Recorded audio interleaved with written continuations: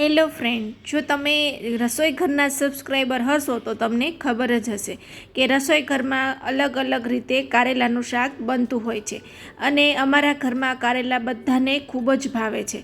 એટલે અમારા ઘરમાં આવી રીતે અલગ અલગ રીતે કારેલા બનતા હોય છે. તો આજે હું તમારી સાથે દેશી કારેલાનું ભરેલું શાકની રેસીપી લઈ અને આવી છું અને આપણી ચેનલમાં ઘણા બધા રીતે કારેલાના શાકની રેસીપી મૂકેલી પણ છે. તો એ વિડીયો પણ તમે જોઈ શકશો.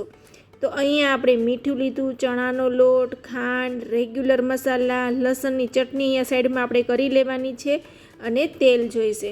તો આ રીતે દેશી કારેલા આવે એ જ લેવાના છે અને દેશી ના મળે તો પછી પેલા મોટા કારેલા આવે છે એ તમે લઈ શકો છો. તો અહીંયા ચણાનો લોટ, હળદર, ખાંડ, લાલ મરચું પાવડર, ધાણા જીરું અને મીઠું લેવાનું છે.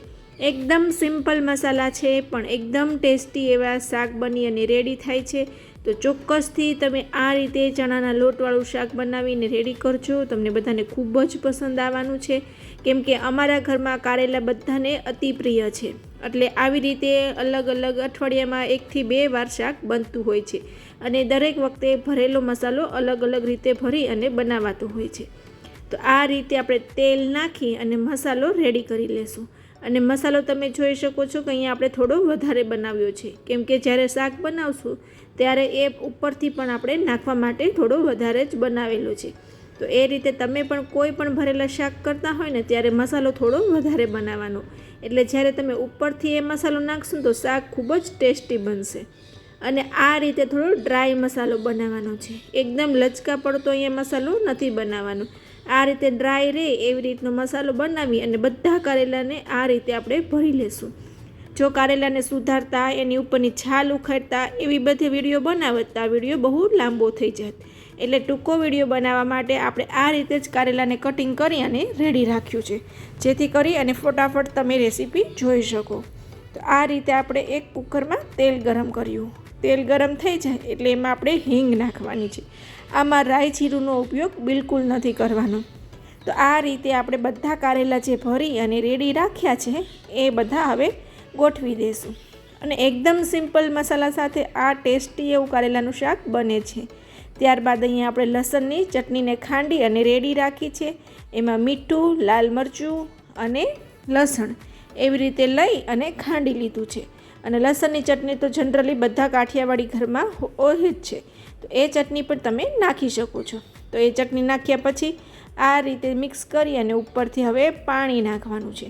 અને પાણી તમારે તમારા ઘરમાં કેટલું રસાવાળું શાક ખવાય છે એ રીતે તમે પાણીનું એડજસ્ટ કરી શકો છો. અહીંયા મારે બહુ રસાવાળું શાક નથી કરવું એટલે મેં કારેલા બફાય એટલું પાણી એડ કર્યું છે. તો હવે કારેલા બફાઈ ગયા છે એટલે કે 2 સીટીમાં એકદમ સરસ કારેલા બફાઈને રેડી થઈ જાય છે. તો બફાઈ ગયા કારેલા પછી ઉપરથી આપણે આ રીતે મસાલો જે વધ્યો હતો એ એડ કરવાનો છે અને 2 મિનિટ માટે કારેલાને ચડવા દેવાના છે. અને કારેલામાંથી બધું તેલ છૂટું પડી જાય ત્યાં સુધી આપણે એને થવા દેવાનું છે. અને આપણે ઉપરથી જે મસાલો નાખ્યો છે એ પણ સરસ ચડી જશે. તો તમે જોઈ શકો છો કે 2 જ મિનિટમાં એકદમ સરસ કારેલાનો શાકનો કલર પણ બદલાઈ ગયો છે અને તેલ પણ બધું છૂટું થઈને ઉપર આવી ગયું છે.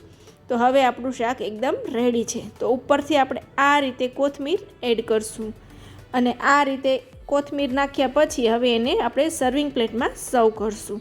અને આપણે કારેલા બોલ્સની, ભરેલા કારેલા, ગાંઠિયાવાળા કારેલા એવા ઘણા બધા વિડીયો આપણે ચેનલ ઉપર મૂકેલા છે. તો ત્યાં જઈ અને આપણે પ્લેલિસ્ટમાં પણ સબ્જીનું એક આખું અલગ જ બનાવેલું છે, ત્યાં તમે બધી સબ્જીની રેસીપી તમે જોઈ શકશો. તો અહીંયા આપણે સર્વિંગ પ્લેટમાં કારેલા સર્વ કર્યા.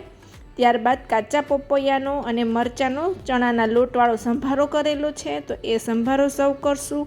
અને એની રેસીપી પણ ટૂંક સમયમાં આપણા ચેનલ ઉપર અપલોડ કરીશું, તો એ પણ જોવાનું ચૂકશો નહીં. ત્યારબાદ અહીંયા આપણે કોઠાની ચટણી બનાવેલી છે. ત્યારબાદ અહીંયા આપણે બિલાનું અથાણું, એની પણ રેસીપી આપણા ચેનલમાં મૂકેલી છે, તો એ પણ તમે જોઈ શકો છો. ત્યારબાદ અહીંયા આપણે મૂળા, ફુલકા રોટી અને છાશ. અને તમારે જો બિલાનું અથાણું જોવું હોય તો એની લિંક પણ હું અહીંયા ડિસ્ક્રિપ્શન બોક્સમાં આપી દઈશ અને બધા કારેલાના સબ્જીની પણ લિંક આપી દઈશ. અને છતાં પણ જો તમારે બધી સબ્જી રેસીપી જોવી હોય તો આપણે પ્લેલિસ્ટ છે એમાં સબ્જીનું આખું ફોલ્ડર અલગથી જ છે, એમાં તમને બધી પ્રકારની સબ્જી જોવા મળી રહેશે। તો આ રીતે તમે પણ ચોક્કસથી કારેલાનું શાક બનાવો। તમારા ઘરમાં જેને કારેલા નથી ભાવતા એને પણ ભાવશે, એટલું ટેસ્ટી એવું બને છે।